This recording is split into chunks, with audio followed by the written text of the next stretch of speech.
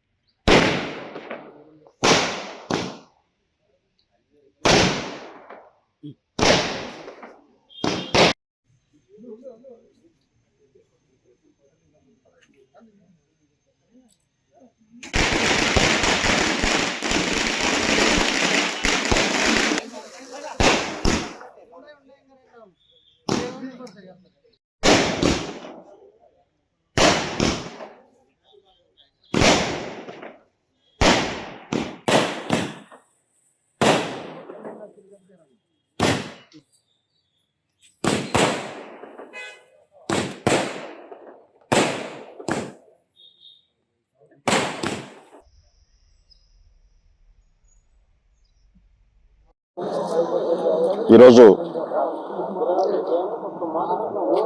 మా మిత్రులు, అదేవిధంగా మా తాపీ మరియు క్వారీ కార్మిక సంఘం